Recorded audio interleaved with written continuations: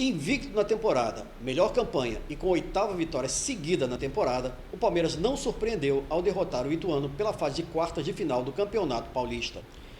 Agora o Verdão aguarda o jogo de logo mais que fecha esta fase entre Corinthians e Guarani, que vai apontar o adversário da equipe de Abel Ferreira na semifinal. Pelo critério do Paulistão, as opções são Bragantino ou o próprio Guarani. Na outra partida das quartas de final, o Red Bull Bragantino também garantiu, na noite desta quarta-feira, a classificação à semifinal do Paulistão. O Bragantino venceu em casa o Santo André por 1-0, gol do atacante Arthur no primeiro tempo. A equipe de Bragança aguarda o final dessa fase para saber quem enfrenta na semifinal.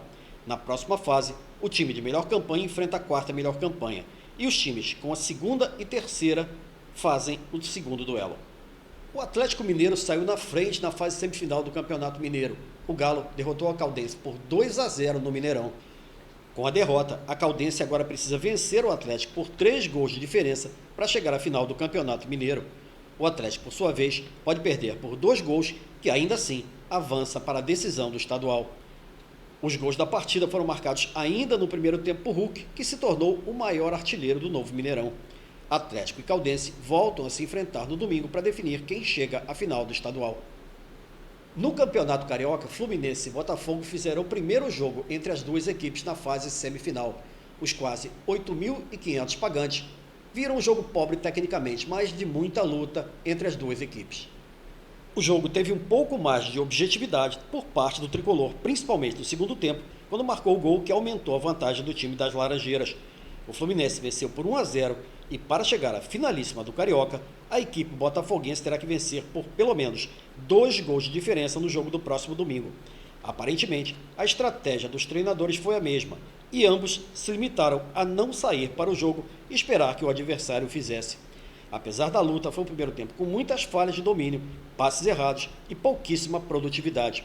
A segunda partida será jogada no próximo domingo no Maracanã. Falando de seleção brasileira, o técnico Tite deve promover a estreia de Antony, atacante do Ajax, no jogo de logo mais contra o Chile pela penúltima rodada da fase de classificação à Copa do Mundo do Catar. Mesmo assim, o treinador deixou algum mistério sobre a escalação do atacante na entrevista coletiva depois do treinamento. Entretanto, após a coletiva, o atacante voltou a campo e praticamente confirmou a sua escalação. O duelo deve marcar a despedida da seleção de sua torcida no ano da Copa do Mundo, uma vez que os amistosos disputados até a viagem para o Catar serão realizados no exterior.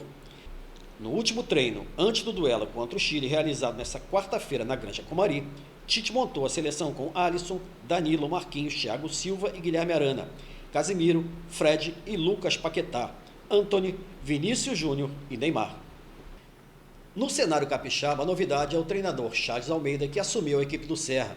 Charles Almeida retorna à equipe serrana pouco mais de 3 anos após a conquista do Campeonato Capixaba de 2018.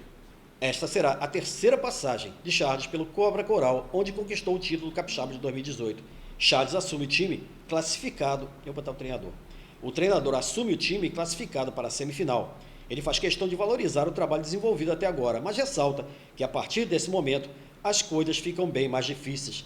Na avaliação do treinador, o primeiro passo é se manter entre os 4 primeiros, pela vantagem que o clube leva na próxima fase. O treinador ressalta que, como estava trabalhando fora do estado, ainda não conseguiu analisar mais profundamente os adversários, mas afirma que o primeiro passo é trabalhar com a sua equipe, conhecer os atletas e as suas potencialidades, para poder montar o time ideal para a sequência do campeonato. E falando em Campeonato Capixaba, a rodada final da fase de classificação será jogada toda no sábado, às 4 da tarde. Um destaque para o clássico Vitória e Desportiva no Salvador Costa.